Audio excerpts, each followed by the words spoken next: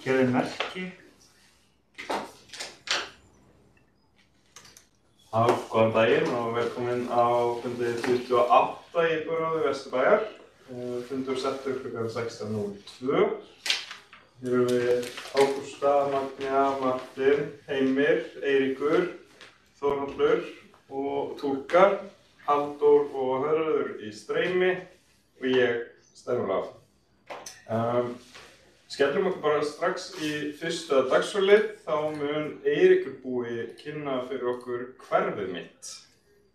Og ég gef bara Eirík orðið, gjörðu svo vel. Jú, við ekki bréfið bara, eða sendir í jú. Já, sem sagt, hverfið mitt er svona íbúðalýðræðisverkefni hjá okkur, hjá Reykjavíkurborg. Það sem felur í raun í sér að við byrjum á því að safna hugmyndum frá borgarbúum að verkefnum til að gera hverfin okkar betri, skemmtilegri að bæta þau með einhverjum hætti. Við söfnum fyrst hugmyndum núna.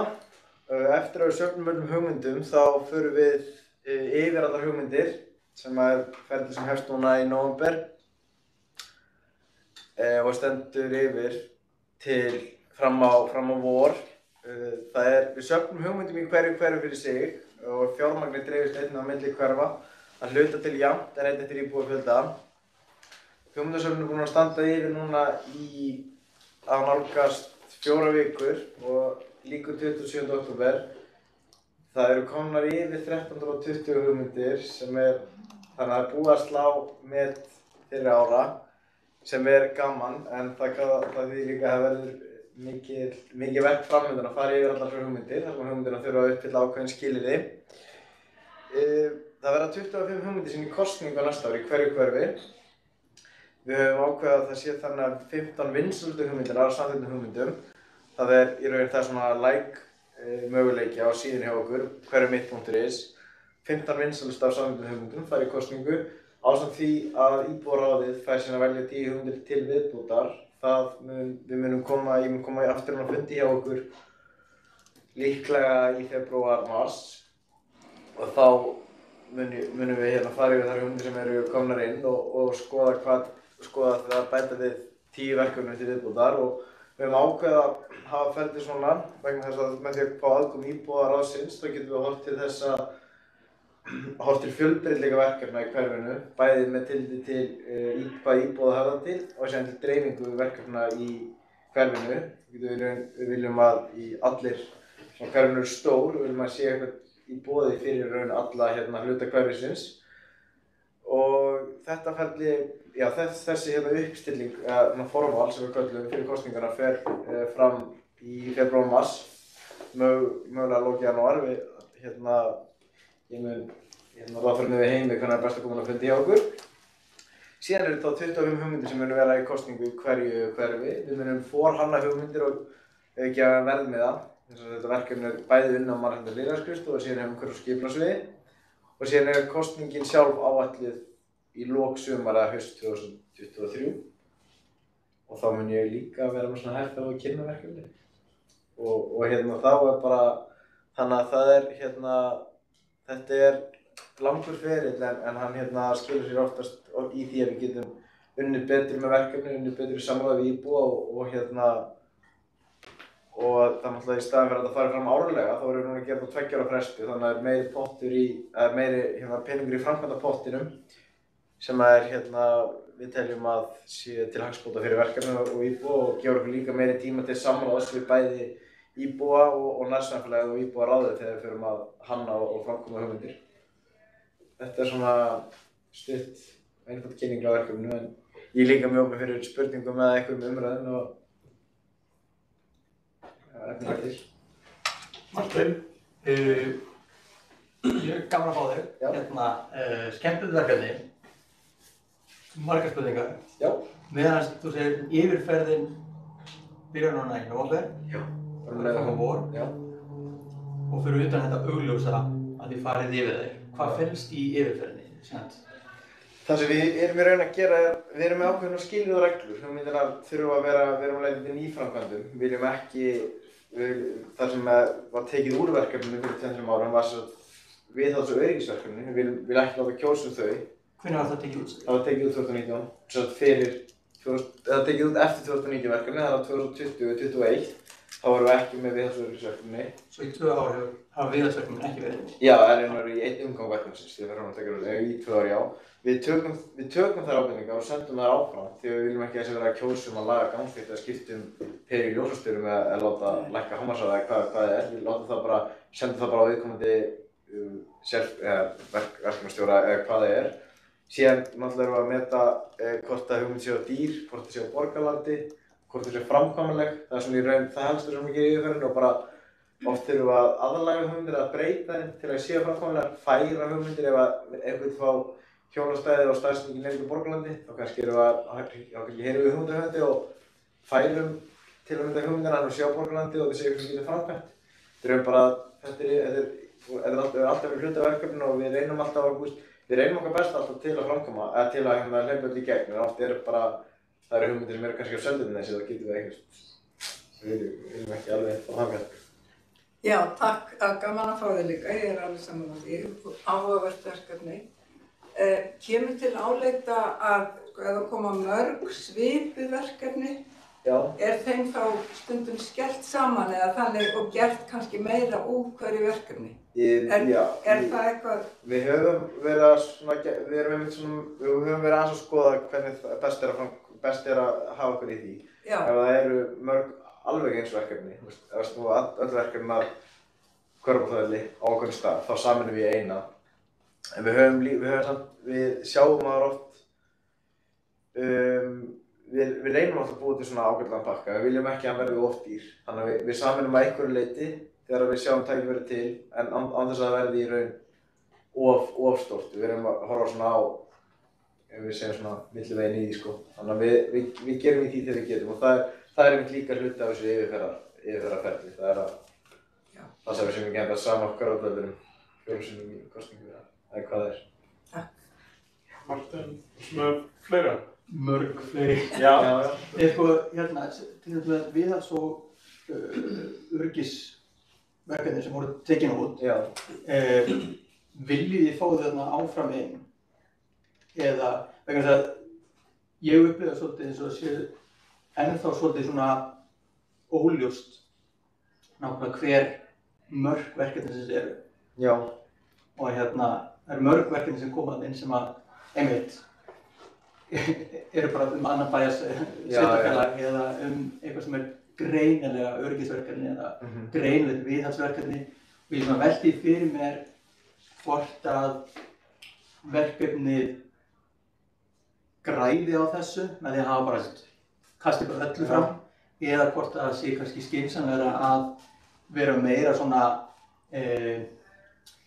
meiri boilerplate messages, eitthvað svona út allt til þess að segja nákvæmlega hvað er inni og viljum við þá sem það sem fyrir utan öryggis og viðhalds, þið vísið því áfram, ætti það að koma þarna í gegn eða ætti kannski að beina því strax einhvert annað eins og ábendingavefinn? Já, við viljum vera að fara í beint í ábendingavefinn, en á móti, það er svona, það sem að þegar við erum með þessa herferð, þá erum við náttúrulega mjög áberandi alla borg. Við förum grunnskóla að kynna, við förum að kynna í félagsstarfinu, við reynum að kynna bara fyrir öllum hópum samfélagsins, við reynum að ná til sem flestra. Þannig að, og það er út af því að öryggisverkefni hafi voru tekin út síðast, þau voru hlutaði, þannig að fólk sem var kannski vant í að senda þetta inn, það er erfitt að kvörta alveg strax. Þannig að við viljum aftur fara ábendingavefinn og það er alveg, við erum svona að reyna að vinna í því eins og við getum með auglýsingaherferðina okkar að leiðbeina, en það er oft erfitt í svona auglýsingaherferð að segja við viljum fá hugmyndir en það megi ekki vera svona. Þannig að þetta er mjög svona tricky og við erum alveg alltaf í samtali við þær auglýsingarstofur sem við vinnum með hvernig best er að koma saman framfæri og ég held að það sé bara eitthvað sem mun taka tíma en við erum að sjá ég er ekki að fara yfir allar hugmyndir, ég er svona að renna yfir og mér finnst vera færri viðhaldsverkefni núna en áður sem okkur finnst flott og þannig að já, þetta er mjög svona tricky, við erum tökum auðvitað á nótum og ásendum en síðan viljum við að lenskan verði ábendingavefurinn sem er svona kannski bara langtíma markmið sko. ekki eitt í viðbót svona tengdu þessu.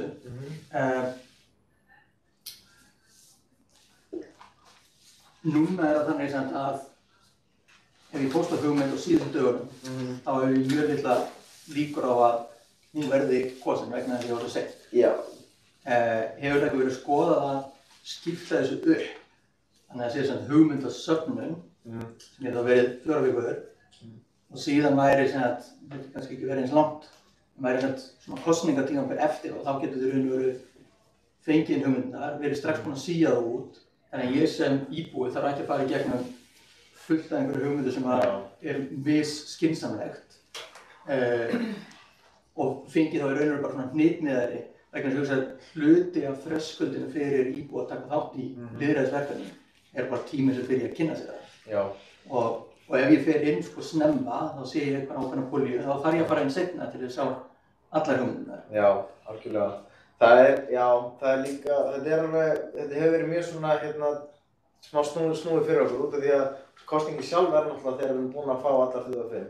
Og við gerum okkur grein fyrir því að það sem kom inn mjög seint, erfiðara, en þar erum við líka, þess vegna erum við að horfa á að þetta sé svona skipt milli, þú veist, þannig að ef það kemur ykkur, segjum, brilljant hugmynd inn alveg til lokin, það er ekki nóg mörg læk því að það voru seint, þá er íbúar með þarna þessar 10 hugmyndir til að velja. Og því það er svona bufferinn í raun, ef maður svo móðið komast. Og það sem við höfum alltaf verið að reyna að gera í þessu verkefni er að einfalda það, vegna þess að það í fyrra, síðast vorum við að raungang, þá vorum við með hugmyndasöfnun, síðan vorum við með uppstillingu kjörstaðlega, svona forval á hverjum fundi og síðan kosningun. Þá vorum við með 3. liðin inn í, við viljum hafa þetta einfaldara, við viljum bara safna hugmyndum, kjósum þær. Þú veist, þannig að þetta er snúið að finna bestu leiðina á þessu, en við höfum þessi vinsældar möguleiki, eða möguleiki í hugmyndasöfnun svona, okkur finnst hann vera mjög svona, því ef við tækjum hann út, þá værum við bara á auðu blaði með hvað hugmyndir eru í raun, eitthvað sem íbúar vilja sjá áfram og Nei, þá er ég frekar að hugsa sko að hann yrði, en hann yrði þá bara eftir að væri búið að frysta fyrir nýjum hugmyndum. Já, þá erum aftur komið auka skrefið, þá erum við komið með 2 kosningar einhvern veginn. Nei, það væri ekki kosning. Það væri bara... Það er sem bara að taka, við erum í raun og að gera tvennt núna í einu í hugmyndasafninu. Annars vegar að safna hugmyndum og hins vegar að kjósa það. En ef við myndum sem bara búið til krökk á þarna og... Já, það mátti ekki kjósa hugmyndum og setja inn. En síðan kemur bara, ég hugsa að séu margir sem að hafi hugmyndir, vilji undirbúa þær ágætlega, en þá þýðir að þau þurfa að gera það seinna, þá er minni tími, þannig einhverjum brennur út og ég flýi henni inn og þannig fyrir ekki læk, eða þá setur eitthvað inn sem er svona ekki alveg nógu hugsað. Og það er frábær þessi fítur sko að hafa einmitt þetta spjall, sem ég hugsa að myndi nýtast betur ef að fólk gæti ég myndi rætt þetta þá mögulega með svona breytt hugmyndinni sinni. Ef ég setja einhver hugmynd og þú segir þetta. Já, algjörlega. Þetta er eitthvað sem við ætlum að skoða. Við erum alltaf einmitt að reyna svona við þetta verkefni þróast og breytist og bætist með hverjum umgangi sko. En þetta er klálega eitthvað, þetta er bara góð ábending og kannski verðt að skoða betur fyrir 20 og 9 eitthvað. Já. Getur þú sagt okkur aðeins stöðuna á þessu verkefni sem voru kosin í fyrra? Já, í Vesturbænum þá. Já. Við, ég man þau, Æstablokkurinn komin upp, ready. Það byrjað á lóðinu við Sundur Vesturbæjar. Ég sá gröfur þar á myndum daginn. Þar er búið að hanna alla lóðina og við erum byrjuð að framkvæma hluta því það var hannað stærra en fjármálagerð gert ráð fyrir bara til að vera með heildarskipulag. Síðan er Hagatorg sem var kosið sem var mesti peningurinn. Það er komið inn í hugmyndasamkeppnina þannig að það er hluti af öllum stóru framkvæmdunum við það svæði og það er hjá starfshópi sem er að undirbúa samkeppnina. Grænni Reykjavík ég held að það sé aðalega gróðursetning og hún fór á stað með haustinu og held að hún sé að mestu hluti búin líka.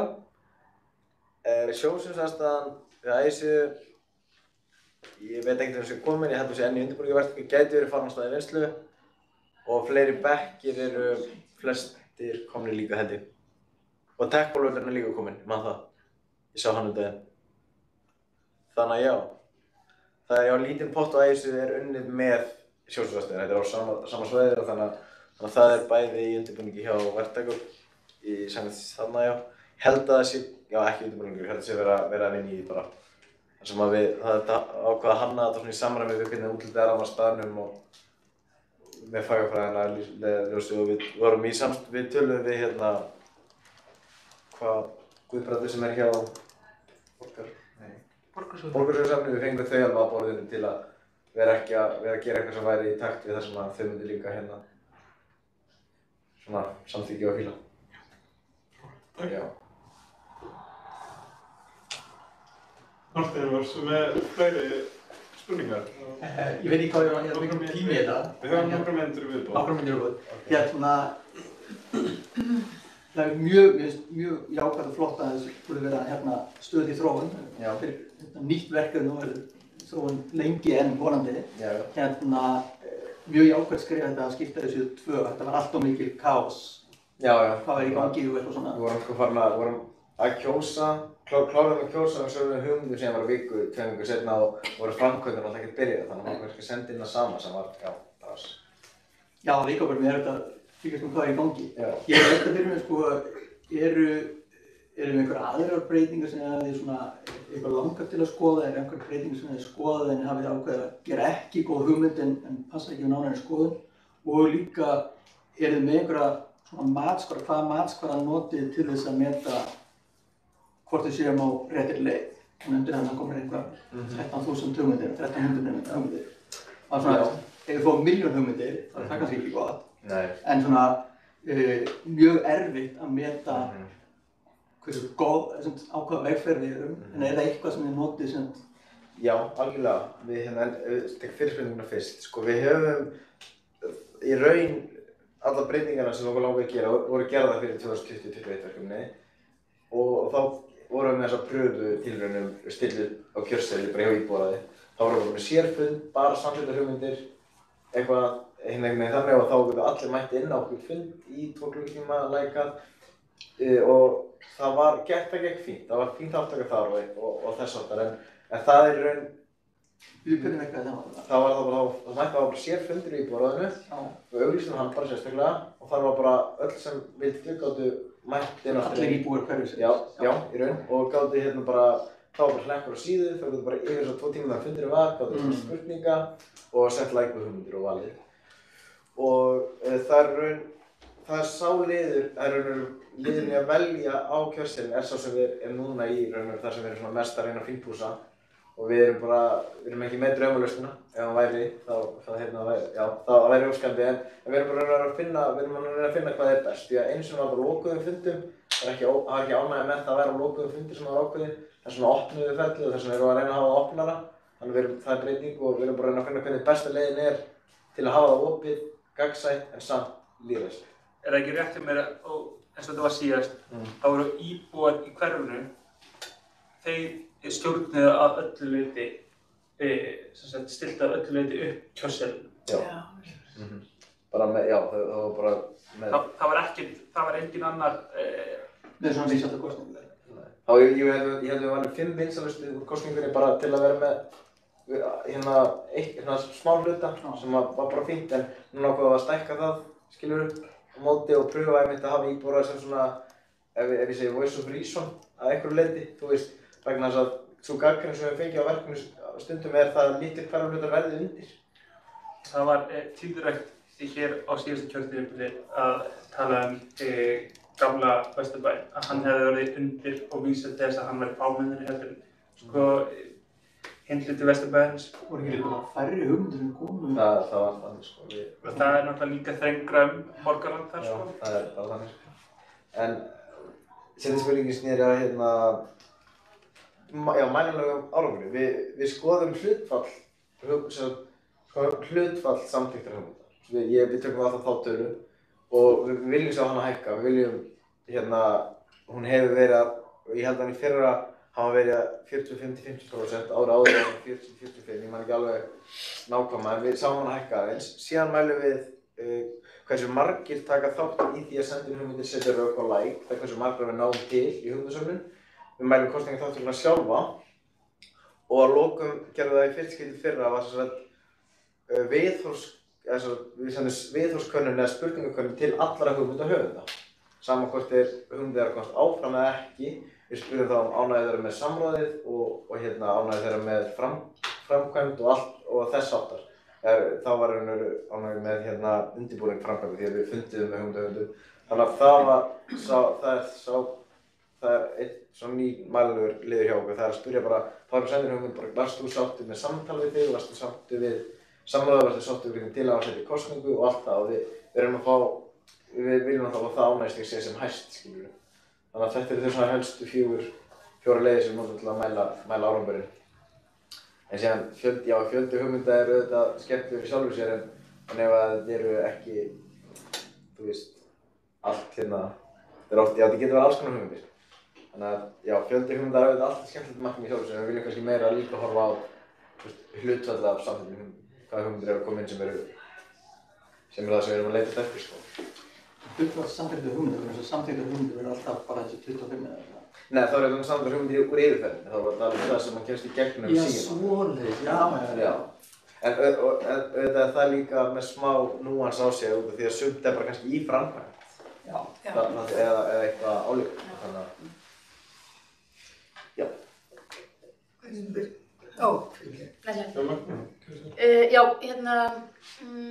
Já, þessi síða sem þú talar það þá, og því það geta verið svo misjafnar, þessar hugmyndir, og ef það er ekki einhver skynnsöm hugmynd. Kemst þú þá ekki gegnum ykkar síðu, stóðum sem er rosa mikið á lækum?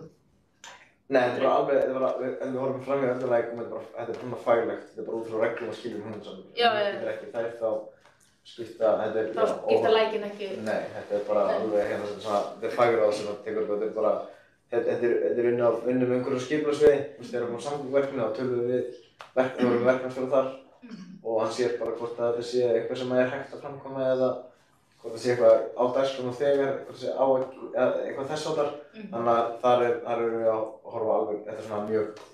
Þið tali í raun og veru að hugmynd sé tæk eða ótæk með við þann ramma sem ykkur sniði. Já, vinsældina skipta ekki máli þar.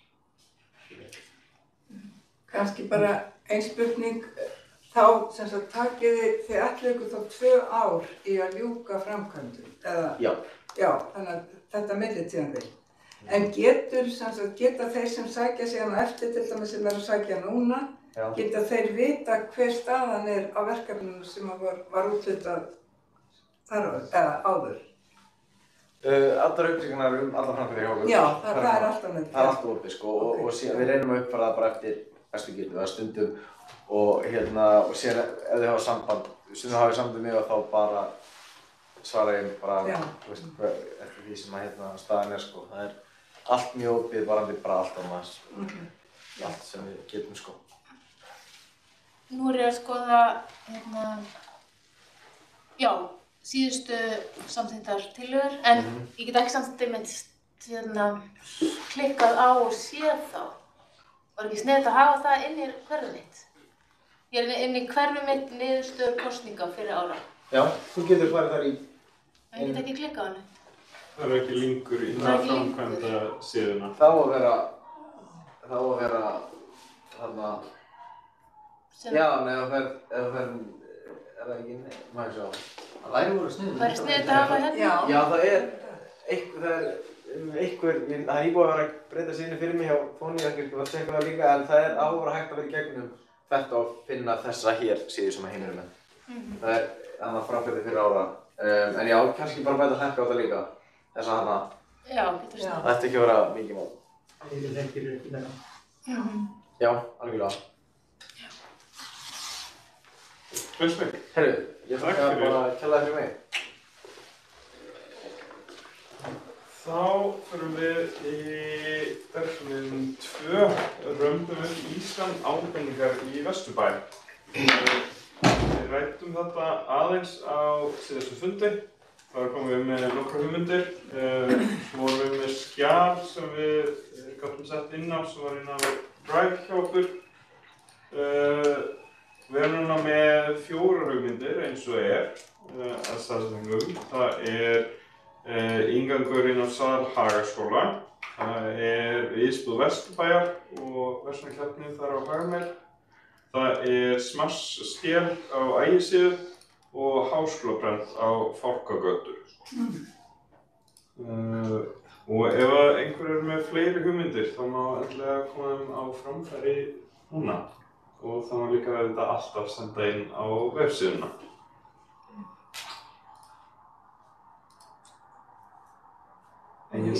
Ég fór í vettvangsferð, ég sá ekkert en kannski mest samt sem var til í miðbænum, háskólasvæðinu, það var það eins og ég sá. En þá fannst mér ekki rétt að fara inn hjá okkur, það ekki rétt? Nei, einmitt. Já. Magna Pétursson á íbúasamtökar. Já. Hópinn. Já, ég sendi þetta inn á einhverju Vesturbæjar síður, Við séum hérna eina skjal okkar. Já. Þú var ekki að halda bara áfram að rúla hendar. Já. Það er ekki sérstætt. Já, ég fekk ekkert eitthvað persónuleg skilaboð, eða þú veist, ég bara einmitt vona að fólk hafi að setja beint inn. Já, akkurat. Þannig að já. Gott. Og þá leggur til að við sendum bara þessar 4 hugmyndir frá okkur. Er það eitthvað sem við getum falið þér að gera, Emir? Flott. Sendum bara skjalið. Ég deili þú skjalið með þér og þá getur þú senda inn fyrir okkur. Frábært. Þá það dagslið númer 3. Hann dettur út af því að þetta var framlagning sem við tókum á síðasta fundi. Breytingar samþykkt fyrir íbúa. Ég tek þessi mistök á mig að setja þetta bréf á dagskrá. Þetta sem sagt breytingin á samþykkt frá íbúarráð. Við lögum þetta fram á síðasta fundi. Já. Ég hef verið eitthvað röglega rýmið hann. En þá ætlum við að leggja til að við bætum inn í dagskrálið af því að í síðustu viku þá fengum við Heimir póst frá þetta starfshópi haftengda upplifun og útivist sem bara stutt bréf sem við viljum leggja fram nema einhver óska eftir að við frestum þetta liði. Með leyfi formanns, má ég skjóta inn í? Já, takk. Eins og ég fór yfir á síðustu fundi þá fer mér alltaf langbest af því að óska eftir að setja mál á útsendanda dagskrá. En ég held ég hafi líka getið þess að við fáum gjarnan bréf hvenær sem innan mánaðarins íbúarráðum. Stundum gerist það eftir að fundarboð fyrir næsta fundi er sent út. Þess vegna, þegar það gerist, þá óska ég samt sem áður eftir því að fá að leggja bréfið fram til að það sé ekki að hanga fram óséð fram á næsta fund. Og eins og í þessu tilfelli þá óska ég eftir athugasemdum frá íbúarráðunum fyrir 14. nóvember og þess vegna fer ég þessa leið þrátt fyrir tilmæli mínum að Þetta sem bréf sem að leggja fyrir núna. Já, við ætlum að leggja fram núna og svo getum við rætt hvernig við viljum afgreiða eftir, en það til framlagningar. En það bara örstutt hérna sem við getum lesið upp. Einhver sem óskar eftir því að fresta þessu liði, þá getum við gert það. En annars þetta bara að lesa þetta. Já, nei. Það má alveg óska eftir að fresta þessu. En þá verðum við ekki bara að taka þetta fyrir mig. Nei. Ok, þá ætla ég bara að lesa upp þann texta sem við sjáum líka upp á skjá hérna. Starfshópur haftengda upplifun og útivist óskar eftir samráði vegna greiningar á möguleikum til aukinnar útiveru í og við hafið eins og sjóböðum, gufuböðum, sjósporti og öðrum útivistarmöguleikum.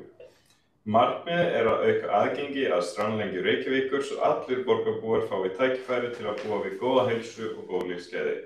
Í tengslum við þessa vinnu óskum við eftir hvers konar hugmyndum eða framtíðarsýn íbúa af haftengda upplifun og útivist á strandlengjunni út frá svæðinu eins og það í dag, út frá umhverfisþáttum, möguleikum og núverandi notkun.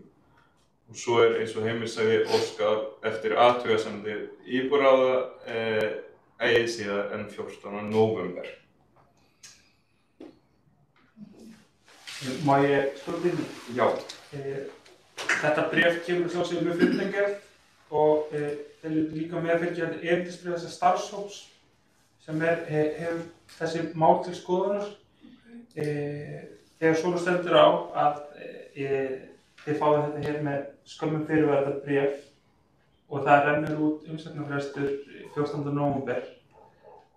Þá hefur verið farin sú leið að það sé samþykkt að fela formanni þá til dæmis í samráði við ráðið, kanna málið nánar og skila athugasemdir fyrir tilskilinn frest.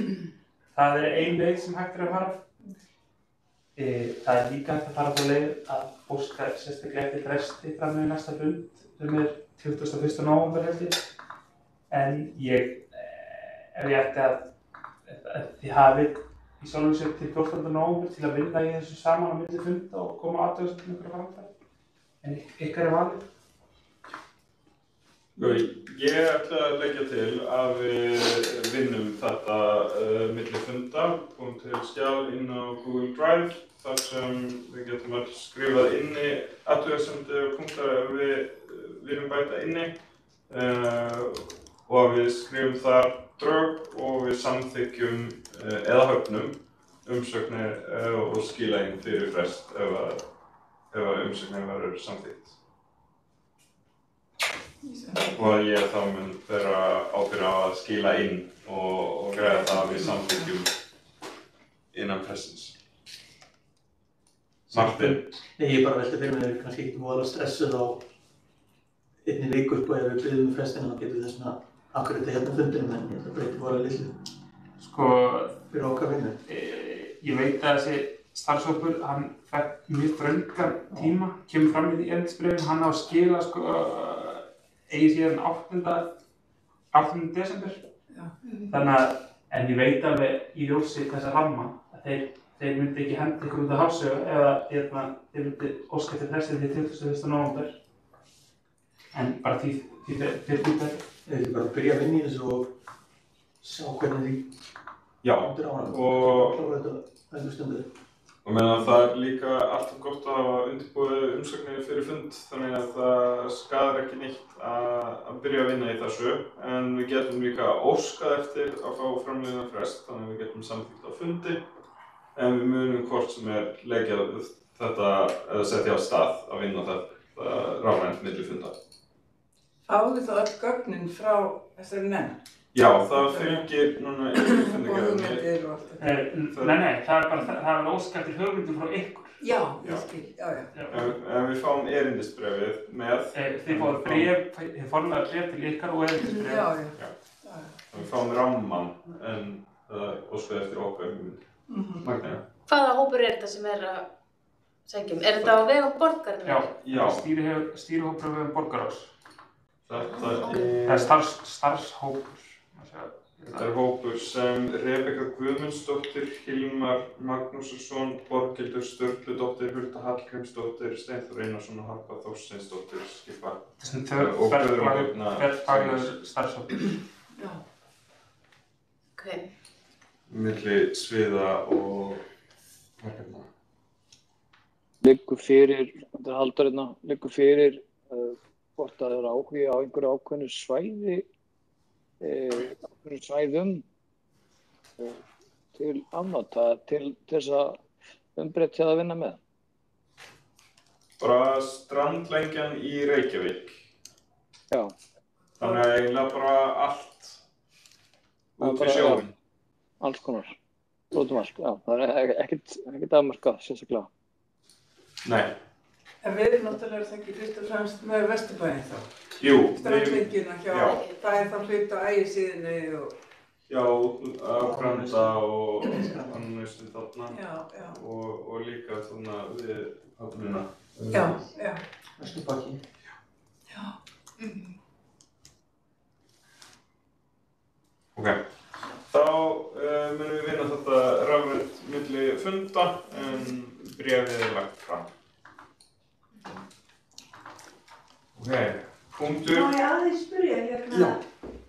með gufubað, hvað var að tala áður? Hvaða stað er það sem er gufubað? Er það eitthvað svona áhersluður sem þetta dagskrá? Eða er eitthvað sem er til staða núna í samþykkinu? Það er möguleiki á að búa til þess háttar aðstöðu sem er óskað eftir. Hvað við getum hugsað okkur, en þetta eru dæmi svona hluti. Ég skil þetta rétt. Já, vonandi, það væri rosalega flott að hérna eitthvað fyrir eitthvað svona góðan útsýnisstað við strandvegina. Já, Sem skapar eitthvað svona. og eins og við ræddum líka áðan og Eiríkur var að fara yfir, þá er í vinnslu sjóböðaðastað og lítinn pott á Ægisíðu. Hvar þá á Ægisíðunni? Ég veit ekki nákvæmlega. Nei. Ok, það er nú líka mjög spennandi. Já, er ekki það rétt hjá Krosslutu skúrunum? Já, Ég myndi með það, en ekki alveg viss. já. Það er flott. Það getur verið skemmtilegt. Ok. Þá ljúkum við þessu liði og förum í lið 4, bakhópur íbúðarráðs Vesturbæjar. Þetta er til umræðu og Hörður, þú átt að vera okkar tengiliður við bakhópinn og varst með einhverju hugmyndir. Vilt þú taka við hérna? Já, kannski við hittumstum fyrir hálfum mánuði síðan, ég og formaðurinn. Og ég á að vera tengiliður íbúðarráðs við bakhópa í þessu hverfi. Og ég var svona með hugmyndu það að hvort að það yrði kannski einhver einn fulltrúi frá íbúðarráðinu. Frekar en að allt íbúðarráðið sitji með mér í að undirbúa hennar bakhóp. Hvaða aðilar við myndum vilja fá hérna inn. Þannig ef einhver væri tilbúin bara að bjóða sig fram með að þið komið til og einum aðila, þá myndum við bara hittast á milli funda og kannski rýna hvaða hópa eða einstaklinga við myndum leggja áherslu að við myndum vera með bakhópa. Mín skoðun er sú að við þurfum að passa okkur að vera ekkert með allt og marga, en samt að ná til breiðis hóps. Þetta var svona í grunninn það sem við ræddum þegar við hittumst. Og ég ætla kannski bara að henda þessu fram og við vorum held ég nokkuð sammála að við gerum þetta einhvern veginn svona. Og ég er líka búinn að hitta formann íbúðarráðs miðborgar Hlíðar sem ég er tengilegur líka við. Og við vorum algjörlega sammála það líka. Að ná til breiðs hóps en samt að vera með ekkert allt og marga. Bara henda þessu í loftið og kannski fá bara aðeins umræður það. Já, og eins og við sjáum hérna á skjánum í tillögum stýrihópsins, þá eigum við að óska eftir fulltrúa í alls konar hópum. Það er lagt upp hér með tillögum og langur listi. Er einhver sem gæti hugsað sér að vinna aðeins í að safna saman tillögur á nákvæmlega hvaða hópar sem myndi koma inn í þetta og þá í samráði við herraðið? Ég verður til líka það. Já. Eru fleiri sem myndi vilja vera með? Þú ert að vera með mót fram? Nei, þá væri alveg flott ef það væri 2 úr ráðinu sem myndi gera þetta saman. Já, það er bara ekkert að því, sko. Já. Viljið þið, Magni og Martin, vera með herraði í að gera þetta? Og þá myndi ég kannski bara í framhaldi bara reyna að finna tíma þar sem við getum aðeins sest saman niður og rýnt þetta. Ég myndi þá bara vera í sambandi við ykkur og búa ykkur á fund. Leiklegt, frábært. Og þá verður þetta aftur stegið upp á fundi seinna þegar við erum komið með lista með tillögum. Og svo hjálpar Hörður okkur með að hafa samband við bakhópinn. Gott. Frábært. Þá er það liður 5, akstur hópbifreiða í Vesturbæ. Og Martin var búinn að óska eftir að fá þetta á dagskrá. Já. Það er ekki þér orðið, gjörðu svo vel. Sum sé íbúar í gamla Vesturbæ, þá margir hverjir svolítið að kvarta yfir umferð hópferðarbifreiða, sérstaklega með hótelið við Mýrargötuna. Það var nýlega breytt bílastæða, einhverja að búið til svona torg og það var ekki lengur stæði fyrir rútu til að stoppa í lengri tíma. Rútuna stoppa hins vegar bara víst ennþá í lengri tíma sem veldur því að tefur umferð, rútur hafa verið að rekast utan í bíla, það bara þrengt að það. Þá í umræðinu kom bara þessi hugmynd að akstursbannsvæðið yrði bara stækkað. Svo það bannað að aka hópbifreiðum stærri heldur en 8 metrar í stórum hluta miðbæjarins og í raun og veru kannski engin sérstök ástæða til að útfæra þetta að einskorða það, heldur bara að stækka þetta þannig að náu bara alla leið út á Ánarnesi.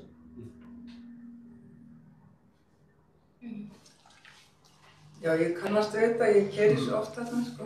Það lendir alltaf einhverjum þrengslum og veðsynni þarf að vísu og breyta aðeins göttunni hafið séð. Það búið að gera svona sveig inn á hinn akreinina. Já, það á Mýragötu. Það á Mýragötu. Það búið að gera til rútustæði. Já. En svo erum við núna í rauninni aðalega að tala inn í hverfi. Já. Eins og Seljaveg. Seljaveg, já, einmitt. Og það einmitt sko að Mýragatan samkvæmt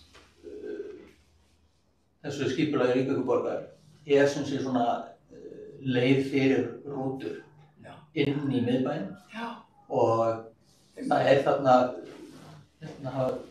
íbúar sagt sko að verið þetta útbúið okkar þarna hjá gamla Ellingsen. Já. Að það væri mögulega pláss fyrir veglegt útustæði. Já. Fyrir neinum. En allavega. Það sem taka rútunum út úr þessum þrennum götum. Ég er sammála því, sko. Einmitt þetta með Ellingsen, það væri mjög góð lausn. Ég líka sammála að þetta ætti að vera bara að stækka akstursbann svæði. Já. Algjörlega. Í mínum huga það vel. Þá ætlum ég að spyrja Heimi hvernig við förum fram. Munum við núna samþykkja okkar tillögu og vísa hana áfram? Sko, málið hér einungis til umræðu á þessum fundi. Það sem ég myndi mæla með að þið geti kallað fulltrúa frá samgöngustjóra á næsta fund, rætt þetta við, fengið þeirra hlið á málinu og fengið svona nánari kynningu á fyrirkomulaginu eins og það núna og átt samtal þetta. Ykkur er frjálst að bóka undir þessum lið, koma ykkar afstöðu á framfæri. Í því bókun felst einungis afstaða viðkomandi sem leggur bókunum fram. Hefur ekki gildi umfram það. En svo geta íbúar náttúrulega lagt fram tillögu. En ég mæli ávallt með því að slíkar tillögur séu á útsendri dagskrá. Og slíkar tillögur séu þar samþykktar á vettvangi íbúarins, þá þeir vísa til borgarráðs sem tekur það ákvörðun frekari afdrif hennar. Þannig að ég ekki frá því að það veri heppilegt svona í kjölfarið þessum umræðum ykkar að þá óska eftir samtali við skrifstofu samgöngustjóra sem fer með heldur á þessum málaflokki að einhverju leyti en svo náttúrulega fagráðið sem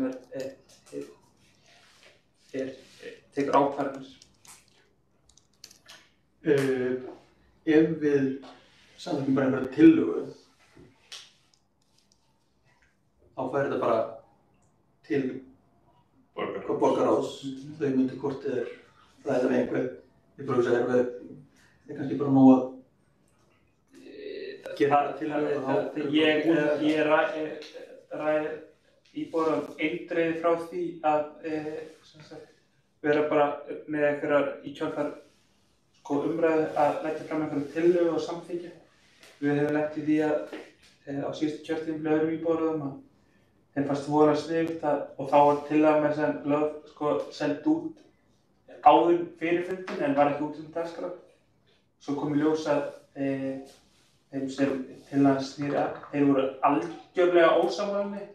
Þannig að það fór eftir þessi tillaga lögð fram á vettvangi íbúðarhússins samþykkt. Þá fékkst fjölmiðlaumfjöllun hann. Svo leið nú mánuður og þá var lögð fram tillaga að draga tillöguna tilbaka. Þannig að Stíga hættur var það,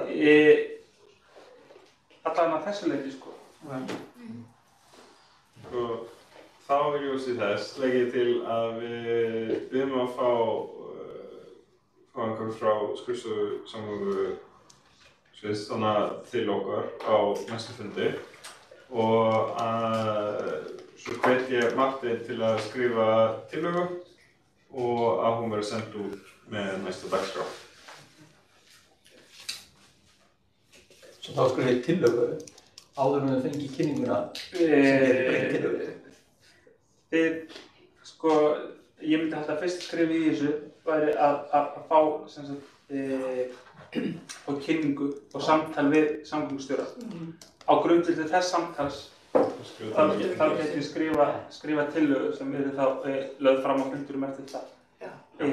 Svo myndi ég náttúrulega líka ráðleggja ykkur að tala hugsanlega við hagsmunaaðila. Að sjálfsögðu setja hluti hagsmunaaðila hér við borðið, en þeir eru hugsanlega einhverju fleiri. Og líka velta vöngum yfir því eru að tala að banna rútur í öllum gamla Vesturbænum án undantekninga eða eru fyrir útfærslur eða Sko einhvers það verða þessi rútubílar að komast vantarlega. Það er víst. Þannig að það verður bara að reyna, þú veist, verði þetta þá ekki bara, færið það ekki hringbrautina eða hvernig myndi Það er einmitt eitthvað sem ég myndi halda að þeir þurftu að velta vöngum yfir, fá hugsanlega ráðgjöf, hvernig getur útfærslan verið, einmitt áður en það grautu saman tillaga hér á miðjum fundi og hugsanlega samfélag. Já, einmitt, já. Já, ég ætla að... Nei, já, því það eru náttúrulega einhverjar undantekningar sem eru skóla, rútur og fyrir fólk með fötlun kannski eða eitthvað slíkt eða skilur. Ertu að meina bara ef við ætlum að fara út fyrir það eða?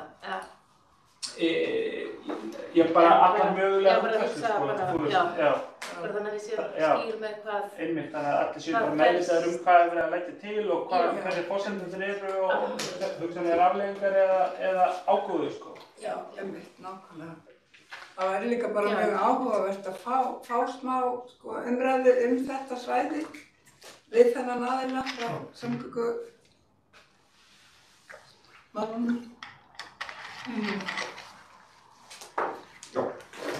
Til dæmis, ef það er umferðargata og svo er það þröng-gata þá kannski getur hann ekki farið á næstu götu sem er þá nær, sem er ekki eins þröng. Þannig að það verður svona einhverjum, þannig að þetta sé bara vel merkt hvaða götur myndi henta.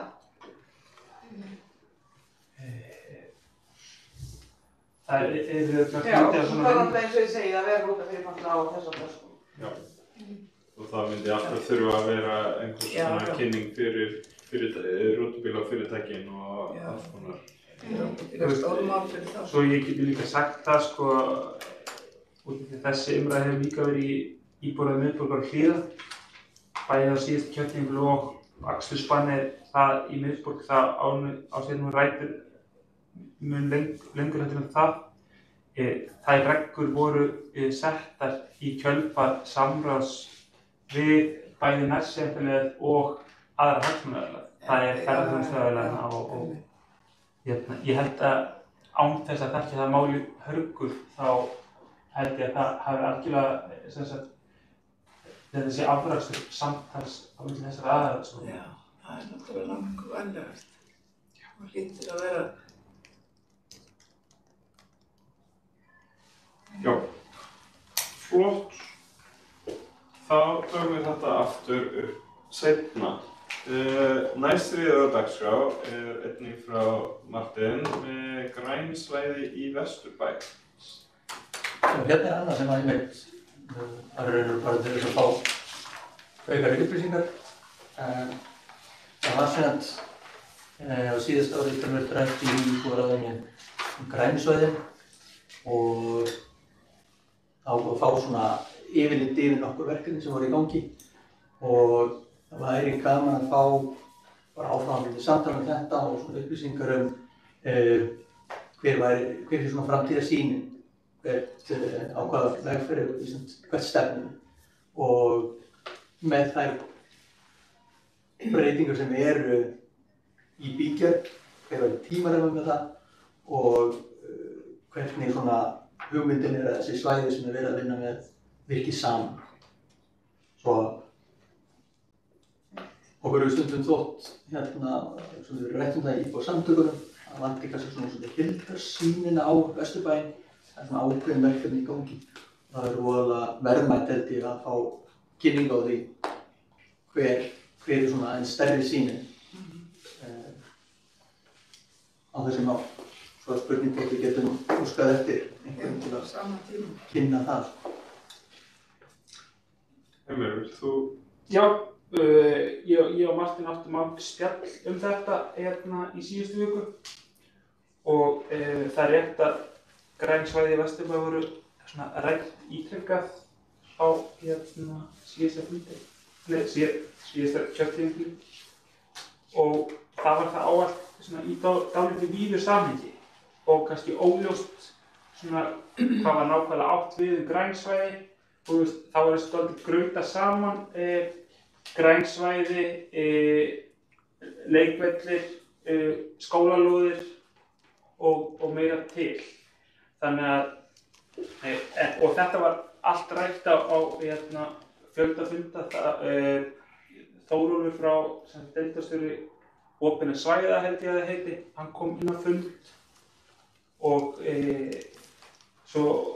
fleiri aðilar. Kollegi hans Harðar þjónustumiðstöðin kom og kynnti svona það sem snýr að þeim þeirra kortlagningu á leiksvæðum að mig minnir. Þannig að það liggur fyrir eitthvað efni úr fundingarum síðasta kjörtímabils. En varðandi framtíðarsýnina þá nefndi ég líka við Martin að það náttúrulega stendur fyrir dyrum í framtíðinni, ég veit ekki hversu náin framtíð, hverfisskipulagsvinna, en Vesturbærinn er aftarlega í þeirri röð í borginni. Það er verið að taka svona eitt hverfi af öðru og það stendur yfir vinna núna í Hlíðum og hálendi bústöðum, held ég bara rétt með. Þannig að það er náttúrulega væntanlega sú framtíðarsýn sem þeir myndi óska örugglega myndi bara liggja fyrir nú þegar. En það er því vettvangur og íbúðaráðið fékk kynningu á hugmyndafræðinni á bak við hverfisskipulag á síðasta fundi held ég, síðasta kjörtímabili á maífundunum. Ég veit að Ævar, deildarstjóri hverfisskipulags, hann væri örugglega tilbúinn til að koma og kynna þessa hugmyndafræði fyrir ykkur. En ég mæli líka með þessi upptaka liggur fyrir á vef og ég geti sent ykkur hana ef þið vilja. Þannig að þetta er svona það sem ég get sagt ykkur þetta, en að sjálfsögðu væri svona hægt að kanna því Þórólfur hvort hann vildi koma hér aftur inn og ræða við ykkur græn svæði út frá þessum forsendum sem Martin nefndi. Ég finnst það mjög áhugavert. Af því að maður gerir sér enga grein fyrir því, maður gengur fram hjá einhverju svæði og maður veit ekkert, þú veist, hvort það sé ykkur bakgarðar sem er grænt svæði eða. Þannig ég held að það sé bara mjög spennandi að skoða það sjálf. Skilja. Já, ég tek undir það. Það var gaman að fá kynningu á því og vita hvað máli snýst. Já, ég man líka til þess að Hörður, þú sendir á forverar á síðasta kjörtímabili, var það ekki? Varst þú búinn að taka saman svona upplýsingar sparkvelli og svona að einhverju marki? Er það rétt munið hjá mér? Það er alveg hárrétt hjá þér. Ég er búinn að hef stundum farið og og tekið myndir og skoða hvernig leiksvæðin eru, þá leiksvæði sem eru í eigu borgarinnar, hvort sem það eru sparkvellir, þessi fótboltavellir, svokölluðu sparkvellir, körfuboltasvæði og bara opin svæði í eigu borgarinnar og það var einstaklingur sem vann hjá okkur verkefni 2020 minni mig, þar sem hann var að skoða aðgengi fyrir fatlaða á opnum leiksvæðum. Þetta allt til, þannig að það minnsta mál að senda þetta á okkur og ég held ég að farið í fyrra sumar og tekið myndir og uppfært skjalið mitt. Ég svona aðeins haldið ég bara og uppfært það bara reglulega þegar vellinir hafa breyst og svæðin hafa eitthvað verið tekið í notkun, hvort sem að það er bara frumkvæði borgarinnar eða í gegnum þetta verkefni hverfið mitt. Þannig að það minnsta mál. Þannig ég á eitthvað til þetta. Lausvegt. Martin? Það þetta, ég frétti þessari frábæru vinnu sem var unnið Ásta sem var íbúðarsamtökin síðast að hún mærði þetta mjög. Hún var mjög áhugasöm grænu svæðum og kannski svolítið drifkraftur af því að þetta var breytt ítrekað eins og ég nefndi í samtalinu okkar heimur þá þetta einmitt svona verkefni sem fellur á mörg svið sem gera það verkum að það eru margir sem eru með mismunandi hliðar þessa ásynni grunnu sem gera svolítið erfitt að einmitt á bara eina mann sem getur bara útskipt hlutina. Það hefur svona lent á því að þau þurfa að ræða þetta ítrekað og þetta líka svona eitthvað sem er kannski svolítið loðinn á hvernig við viljum fara og síðasta ári skildist mér að það verið fengið talsverðar upplýsingur hver staðan væri. Það sem gott að gera núna væri svolítið að horfa í hvað átt að fara, hvernig viljum stefna. Það var kannski spurninga, við bara vinnum einhverjar spurningar til að sá einstaklega sem kemur á fundin, hann sé kannski bara undirbúinn undir. Ég held að það sé svona dálitlar forsendur fyrir því að það geti svona komið einhver, að slíkt samtal skil einhver. Og ég kannski bara vinnum það saman eftir. Já, það var gott að vinna aðeins saman við náum vonandi að klára fundin fyrir uppsettan tíma, þannig að þá getum við unnið aðeins eftir fundin og annars klára seinna og svo þetta ekki víst að við fáum pláss á næsta fundi fyrir allt sem við viljum gera. Við verðum verulega að gera eitthvað seinna og þá getum við líka bara tekið þessu yfir veturinn eitthvað. Má ég kannski aðeins spyrja, til dæmis lóðir í eigu borgarinnar sem losna, fara þær allar bara undir byggingar? Ég meina ef að kannski eru hús sem eru ónýtt eða eitthvað, sem eru rifin eða hvað, er það þá alveg örugglega byggingarland eða getur verið að það geti breyst í græn svæði, eitthvað, þetta er nú bara svona það sem ég er að velta fyrir mér, Bara að spyrja hvort, ég bara tala borgarland sem hefur verið í byggð, eða þar sem hús hefur staðið og einhverju hluta vegna þá, er húsið rifið eða það brennur eða hvað, og spurningin er þetta að breyta einhverju svona svæðum í grænsvæði, þar sem er skortur á grænu svæðum, þetta er bara eitthvað sem ég er að velta upp. Þetta er alveg dæmi spurning sem við getum sett saman í pakkan okkar á eftir. Já, einmitt. Ég held að án þess að hafa konkrétt svar við þessari spurningu þá held ég að þetta velti bara á vilja í það skipti og aðstæðum. Gæti líka verið svona flókið með hvort það sé ennþá lóða leigusamningur. Hann gildir eflaust. Já, þetta er bara svona, það losnar að, sérstaklega í gamla Vesturbænum, ég bara hugsa það sem næstu bara ekkert svæði aukt, þá held ég að bara eitthvað svona kannski ef það er fræðilega möguleiki, ég veit ekkert það, ég bara svona. Það eru líka það er talsveit uppbygging í gangi í gamla Vesturbænum. Já. Sem að kannski, ef að sviðið kannski eru ekki alveg að tala saman. Já. Það svið sem hafa kannski verið að passa upp á það séu grænsvæði eins og þetta frábæra framtæk með strandlengjuna. Já, mér finnst það mjög spennandi. Að þá kannski svona dettur það á milli þannig að skipar þessi ullin ákveð bara eitthvað bara hefur alltaf verið byggð eða alltaf verið innansvæði þá bara gerum við úr því.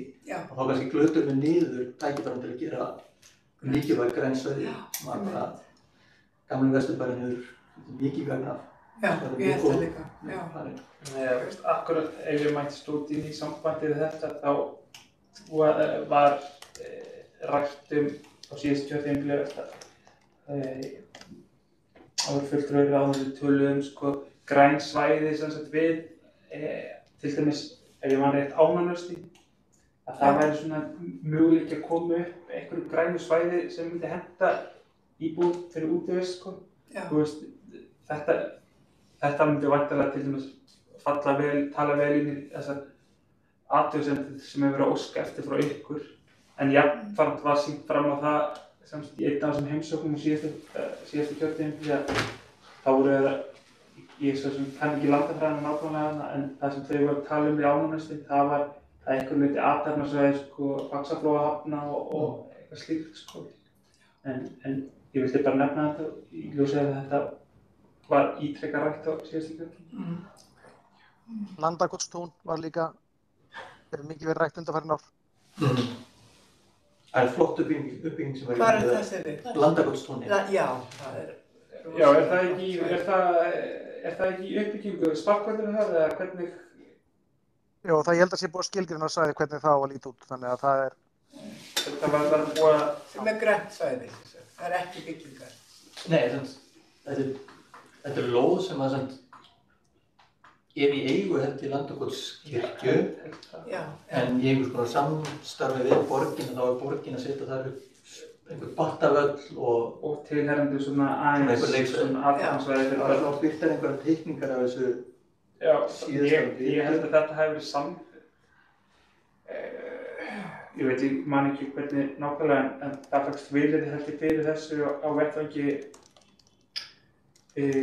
fagráðsins á síðustu kjörtímabili, held ég alveg örugglega. Já, það er mjög áhugavert líka. Frábært. Þetta kemur líka aftur á fundur. Já. Sjöunda dagskrárliðið, það er líka einsett frá Martin og það er framtíð Hringbrautar. Já, mjög áhugavert mál líka. Já. Þetta skildist mér að hefði þegar verið komið á einhverja umræðulista.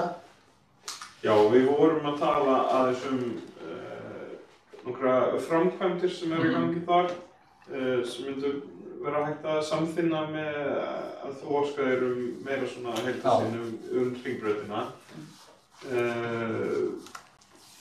En ég get tekið bara akkurat það sem mér var, eða það sem ég fekk erindum og það var nokkri sem voru í bandi við mig framkvæmnar á Hófsvallagötu og Hringbraut að þar var verið að breikka veginn og taka það á gangstéttinni sem myndi gera erfiðara fyrir gangandi og hjólandi vegfarendur og sérstaklega því að það er ein innkeyrsla þar sem er með svolítið erfitt útsýni. Erfitt að komast út án þess að fara alveg á gangstéttina sem er auðvitað öryggismál. Kannski bara við komum inn á þetta. Það var sem sagt umræða þetta vegna þess að það þurfti að skila inn umsögnum þessa framkvæmd. Við gátum á Tórsvöllagötu og Hringbrautar fyrir einhverjum og gegn íbúðsamtökin og fór ég að reyna að kynna með málið og andtók hvað gögn voru til.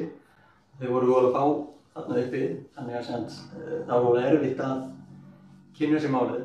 Á endanum fékk ég samtal við verkefnastjóra hjá Vegagerðinni og hún var bara brunnur af upplýsingum. Hún hafði verið mikið í þessu.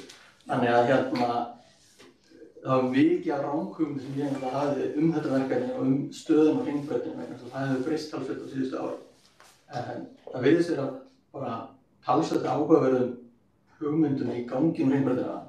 Svo ég hugsaði að það væri bara voðalega gagnlegt að fá kynningu á þessu frá Vegagerðinni og eða borginni, helst og bara fá að heyra svolítið þeirra framtíðarsýn. Og það var það eins og við rættum síðasta fundi með ljósastýringar, það svona, eru ýmsar hugmyndir sem hafa verið uppi breytingarnar og það hefur verið rætt, en svo umræða er bara einn okkur skrifstofum, svo við veitum ekki hvað það er. Svo ég hugsa að það væri aftur mjög gagnlegt að fá einhver þeirra inn á fund með okkur til þess að bara fara svolítið yfir þessa heildarskoðun. Mér skilst þessi áhugi hjá Vegagerðinni að endurskoða hringbrautina bara í heild sinni, sem að væri bara risastórt verkefni og ég hugsa okkur í hag að byrja það samtal svolítið fljótt og ég myndi sjá á hvað máta við getum stutt við Vegagerðina í þessu umræðu. Allt sem þau vil gera náttúrulega þarf að vera einhvers konar samræðu og þau náttúrulega vilja hafa því samræðu við íbúana og þá bara spurningi hvernig við getum bara byrjað þetta samtal. Og mér skildist á Vegagerðinni að þegar Vegagerðin er með einhverjar framkvæmdir í þéttbýli, hvort sem þessi hér eða á Kópaskeri eða einhvers staðar, að þá í raun og veru fer kynningin á framkvæmdinni alltaf í gegnum sveitarfélagið. Já. Þannig að Vegagerðin er ekki í því starfi sjálf. Og þetta er eitthvað sem við þarf bara held ég að móta svolítið og við getum bara tekið þátt í að gera. Já. Svo kannski aftur að ég veit ekki hvort við komum einhverjum að næsta fundi eða þar næsta fundi, en skoða hvort við getum bara tekið einhver fund þar sem við fáum bara svolítið ítarlega kynningu á þeim hugmyndir sem þar eru og hvernig þau sjá fyrir sér einhvers svona samtal við hverfið. Já. Já, og þar sem þú ert nú þegar komið einhver tengilið inn í Vegagerðina, það er flott að Heimir geti fengið nafn og haft samband fyrir næsta eða þar næsta fund. Já. Og svo komum við þessu stað og auðvitað við áhugavert með hringbrautina sem er í eigu Vegagerðarinnar en flestar aðrar götur eru í eigu borgarinnar. Sem gera auðvitað aðeins með dýnamíkinni hvernig framkvæmdir geti kannski bara verið kostur, að Vegagerðin taki þátt í kostnað, ég meina. Já, hún gerir það náttúrulega. Hún gerir það. Síðan það að Vegagerðin á götuna en borgin á gangstéttirnar. Já. Það er stundum sagt að þetta sé kostur og stundum galli. Já, ok. Flækjast málum geta ekki gert það. En vitið þið með Mýragötuna? Já, á borgin Mýragötuna? Já, borgin tók yfir 1. janúar síðast. Já. Það er bara glænýtt borgin á Mýragötu. Já. Er flott, þá bara verður aftur í. Þá kemur þetta aftur á fundið seinna.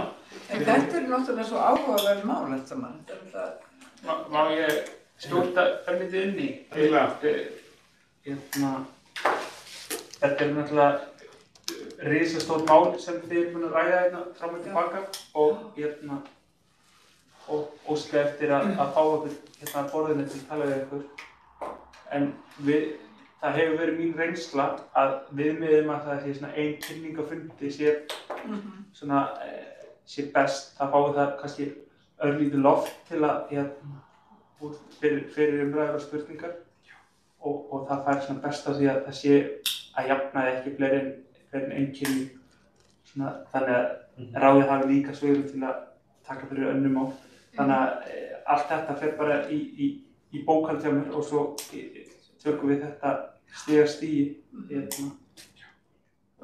með formann í borði fylkingar. Heyrðu, má ég aðeins, mér langar bara aðeins að fara tilbaka í varðandi, ég er ennþá að hugsa þessi strandaverkefnið. Já. Af því mér finnst það með Vesturbæinn, þessum finnst Vesturbæinn það er fjár og stundurinn. Þannig að þegar maður er að hugsa einhverja góða aðstöðu fyrir einhver sjóböð eða eitthvað slíkt, held ég að þurfa að taka svolítið tillit til þess hvað er kannski minnst vindasamt. Já, það er mjög góð punktur. Vegna þess að bara eins og oft til dæmis ef að ég náttúrulega býr þarna Vesturbæinn, svo fyrir ég að vinna byrja að vinna upp í háskóla og svo held ég að það sé alveg bilarók fyrir út, svo er ég komin að háskólasvæðinu, það var bara fínasta veður. Það er bara spurning svona hvað skjólið er mest á þessu svæði. Já. Góð hugmynd. Þetta er góð punktur. Það er svona, það er þarna einhvers staðar, okkur göttum, sem að er rosalega svona skil. Þannig að fyrir yfir skilin og allt verður passara. En það er til dæmis eins og þessi sjósundsaðstæðan sem koma þarna upp, hún er náttúrulega inn á ægisíðunni og það er mun skjólsælla heldur en norðanmegin við. Ég held að þetta sé líka örugglega einn þátturinn í því að óska eftir athugasemdum frá íbúðum að svona ná í ykkar sérþekkingu á ferðum. Þetta er auðvitað eitt sem við munum skrifa inn í okkar umsögn þar.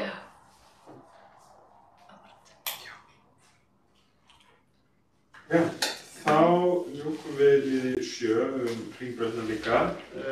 Liður 8 málefni hverfisins, eins og var sagt á síðustu fundi, þetta er aðallega liður fyrir íbúa hverfisins,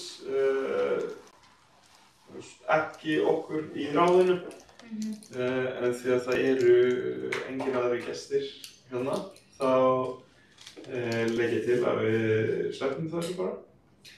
Má ég kannski skjóta inn, og það er kannski til Heimis. Þú ræddir það, nefndi þá síðasta fundi að markmiðið væri að halda þetta út í hverfunum, en það stæði á einhverjum tækjabúnaði. Það er rétt munaði með þér. Er einhver svona hugmynd hvenær við getum byrjað að halda fundi út í hverfunum? Það liggur ekki alveg ljóst fyrir, sko. Ég er að reyna að ýta eftir þeim sem halda á þessu. Eins mikið og mögulegt er. Það þarf að leysa úr ýmsu og fá búnaði. Hörður var með ábendingu að það eru einhverju fjárfestingar í gangi. Já, og svo líka bara hjá okkur á Laugaveginn erum við komið með ágætis búnað og ég myndi það með til að komast í einhvern daginn að ég ætla að fá Heimir til að kíkja á mig við tækifæri til að vita hvort þetta myndi ekki bara uppfylla öllu skilyrði sem þarf og þá eru þið velkomin á Laugaveginn einhvern tímann. Við vorum að hugsa að fá líka kynningu bara okkar starfsemi og þá vorum við að hugsa var það ekki bara í janúarfundinum, var það ekki rétt hjá mér? Jú, við vorum að tala hann. Já. Þannig að Heimir, við þurfum kannski að hittast bara einhvern tíma við tækifæri og þú bara rennir á mig. Einmitt, svona bara með hliðsjón af þessu, það sem langt segir komið til ykkur á Laugaveginn, að það sem markmiðið með þessu að halda fundin út í hverfunum og vera með fjarfundabúnað, þannig að sú staðsetning hangir það líka á því að viðkomandi rými bjóði fólk dálítið velkomið. Það sé aðgengilegt öllum og einnig þetta sé ekki einhver inn af löngum gangi niður í kjallara og til dæmis, ég veit ekki hvernig þetta er hjá ykkur, hvort þetta sé svona aðgengilegt fólki, það þurfi ekki að labba í gegnum mikla og læsta dyra í afgreiðslu eða eitthvað slíkt. Hvernig er það, Hörður? Nei, þetta er bara stórt fundarherbyggi sem við höfum bara aðgangað sem er með fínum fjárfundabúnaði og það eru lyftur sem að ganga þarna upp og þetta er endur upp á 3. hæðinni, stórt og mikið fundarherbyggi. Þannig að það er bara gott aðgengi fyrir alla en það verðum við að geta tekið á móti öllum til okkar í heimsókn. Eitt sem er að hugsa bara með þessum staðsetninguna. Það er náttúrulega ekki hverjum, sko. Nei, það er vegna þess að ég hugsa að þetta veri ákvæmlega mikið hvað. Mér þætti það mjög spennandi kostur að geta haldið þetta á nokkrum stöðum sem svo Aflagrandanum, þar sem þarna samfélagshúsið og síðan kannski í skólanum til þess að eitt sem hefur komið til greina. Sem að vegna þess að bara þetta að geta rétt skotist bara lampað á staðinn. Það breytir svo miklu og það þarf ekki að koma á alla fundina en það er kannski einn fundur sem er haldinn í skólanum krakkarnir fara í. Þá bara röltir og tekur einn fund og nefnir einhver mál sem þú.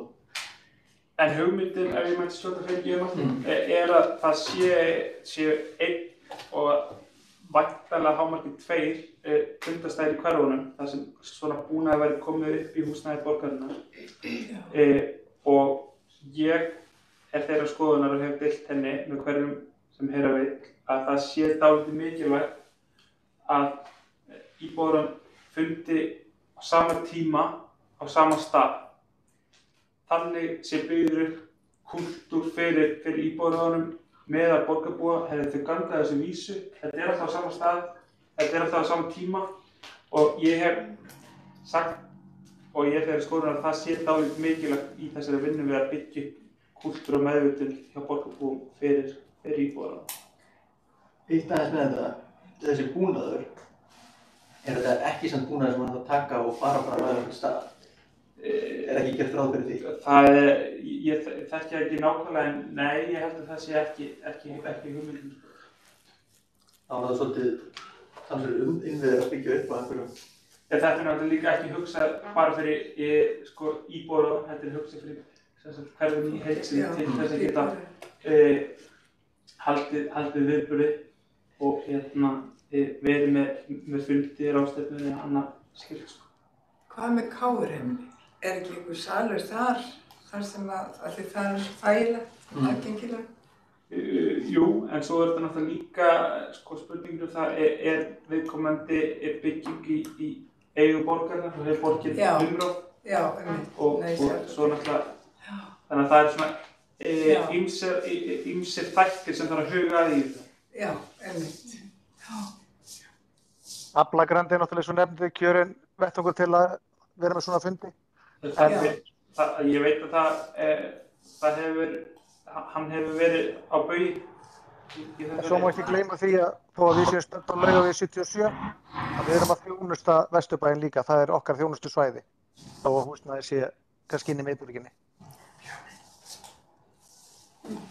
Veitu hvar á Aflagranda er þetta þá? Er það bara í gulur? Í lokkinni það sem að... Eldri? Já, einmitt. Bara á fyrstu hefur það. Já, er þar salur? Jú, ég hef komið okkar. Já. Matsalurinn þar eða eitthvað. Já. Það er þetta í svona félagsheimili fyrir íbúana þarna sem var bara markmiður í svona stekkað útvíkað þannig að það þjónast með öllum félagsstað fyrir fullorðna eins og það heitir. Já. Og krakkarnir hefur líka verið að taka móti verið með svona spilakvöld. Já. Til þess að þau verið með einhver hlutverkarspil þar sem að eldri flokkar og unglingar komið saman. Já, sem sagt þetta er á dögunni hjá okkur að koma okkur út í hverfið, planið og eins og verður nefndir við stefnum að hafa fund á Vesturmiðstöð og svo vonum við bara eftir að það verður fjárfest í alvöru fjárfundarbúningi sem getur nýtt okkur. Já. Fyrir ekki því að pota á með þetta, en þetta sko, það verið að vinna í þessu, þetta svona eitthvað sem að við höfum enga hugmynd hvenær verið tilbúið. Það er kannski hægt að prófa einhver búnað sem verið í testing og kannski virkar það og kannski virkar ekki og það virkar ekki, þá þarf að gera eitthvað annað. Svo erum við... Ég get ekki svara fyrir þetta með náttúrulega ekki. Ég veist bara að þetta væri áhugavert fyrir okkur og fyrir íbúana og til að setja okkur í stellingar eða að fara að halda þetta núna í vetur eða ekki. Það er þetta óska eftir þessum spurningum bara án kynningar. Ég er konstant að reka eftir þessu, ég er bara upplýsingur þetta þegar það liggur eitthvað fyrir. En ég minni líka á að þið getur náttúrulega, það er alveg möguleiki fyrir ykkur að halda þessa fundi bara til dæmis í Aflagranda en þá er náttúrulega, en þá missið þessa fjarfundarfunksjón og streymisfunksjón.